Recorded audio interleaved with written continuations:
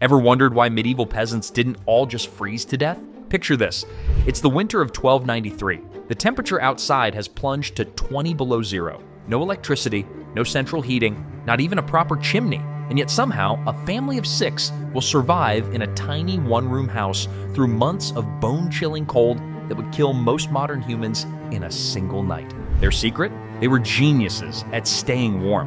And some of their methods were so strange, so unexpected, that modern scientists are still studying them today. The medieval period spanned roughly 1,000 years after the fall of Rome, but around the 14th century, something happened that made survival even harder. Europe plunged into what scientists now call the Little Ice Age. Rivers froze solid enough to hold markets on their surface. In England, they held frost fairs on the frozen Thames. And for the peasants, the roughly 90% of the population who worked the land, this cold wasn't just uncomfortable, it was deadly. What's fascinating isn't just that they survived, but how they survived. Let's start with their homes. Forget what you've seen in movies. Medieval peasants didn't just throw together random wooden shacks. They were essentially the original underground living enthusiasts. They dug their houses about 2 to 3 feet into the ground, like building in a shallow swimming pool.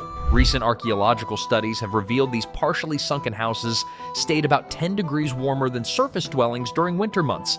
Seems smart, right? But here's a detail you might not love.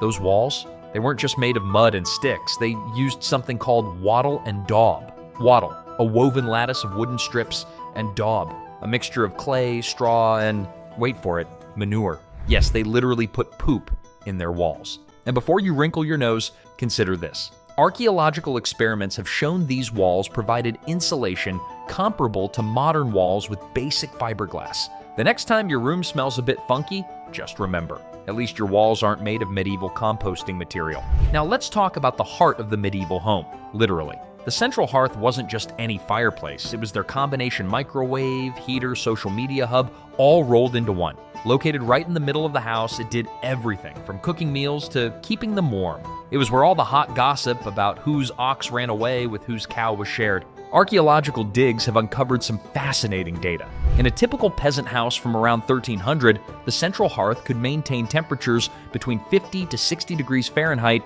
even when it was freezing outside. That might sound chilly to us modern folks who complain when the thermostat drops below 70.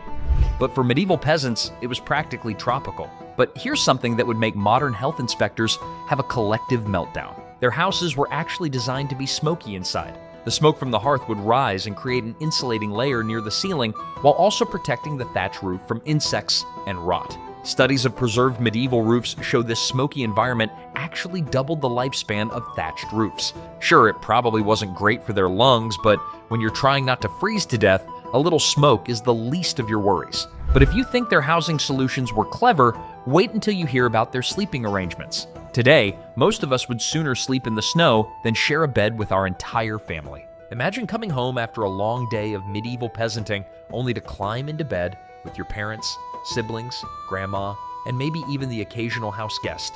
That awkward moment when your dad snores, your brother kicks in his sleep, and your sister steals all the blankets, that was just Tuesday night in medieval Europe. Medieval beds were nothing like our modern mattresses with box springs. The typical sleeping platform consisted of a wooden frame with ropes stretched across to support a mattress stuffed with straw, leaves, or, if you were lucky, wool. People slept close together out of necessity. Not just for warmth, but because space was extremely precious. But a warm house won't help you survive if you don't have food. And medieval peasants were masters of food preservation. They had to be. Imagine trying to feed your family for months without refrigeration, canning, or modern preservatives.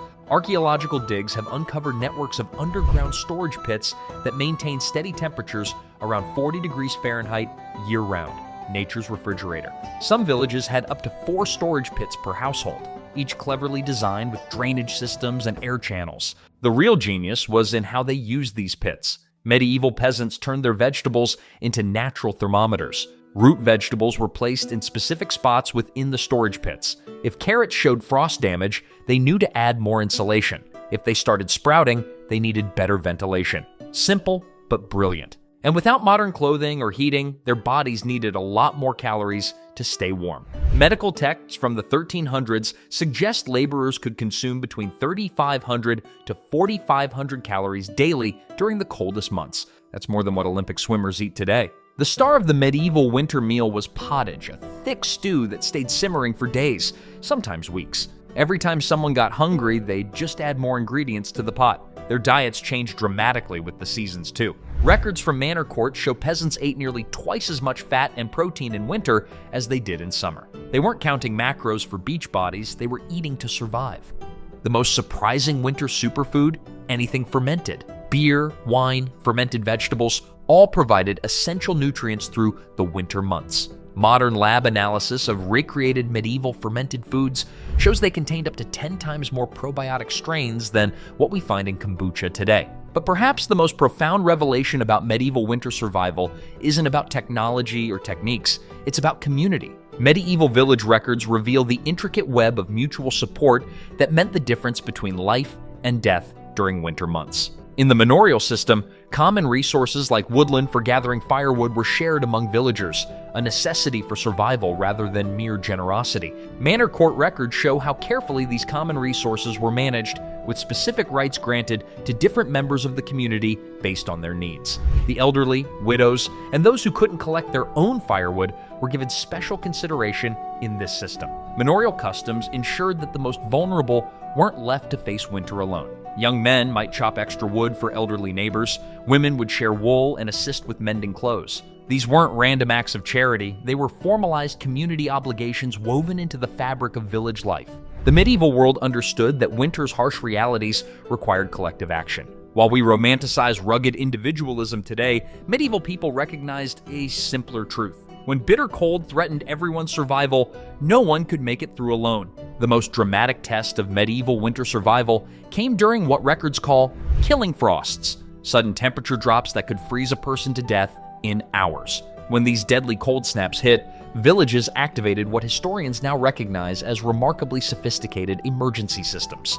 Villages would sound a horn, usually 3 long blasts, signaling the start of a frost watch. Different families had pre-assigned duties, noted in the manor rolls right alongside their tax obligations. Some would maintain large communal fires in the village center. Others would check on vulnerable households, the elderly, the sick, families with infants. In one documented case from 1298, when a killing frost struck a village in northern England, the community followed what the record calls the ancient pattern, gathering all villagers into the largest buildings, bringing their animals inside too, and creating rotations of people to maintain fires throughout the night. The manor record notes, with obvious pride, that while nearby villages lost people to the cold, not a single person in their community perished. This wasn't luck. It was the culmination of centuries of collective wisdom. Today's archaeologists and historians are discovering that medieval peasants weren't just surviving winter. In many ways, they were mastering it. Some of their heating solutions were actually better than what we use today. Those thick, breathable walls of wattle and daub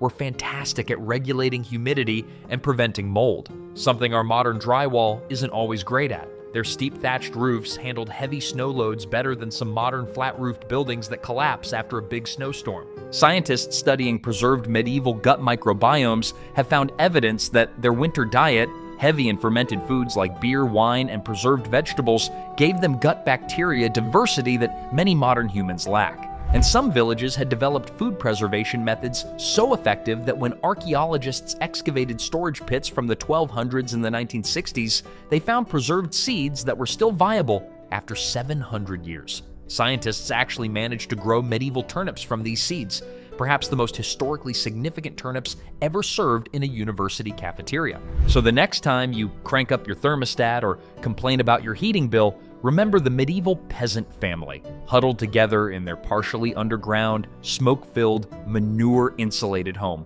Their walls were made of things we'd consider waste. Their air was thick with smoke. Their beds were crowded with the unwashed bodies of extended family. And yet they not only survived, they developed solutions so effective, so ingenious, that some still outperform our modern alternatives. If you enjoyed this, please give the channel a like and subscribe. It really helps us to keep making these videos. Thanks for watching, and see you next time.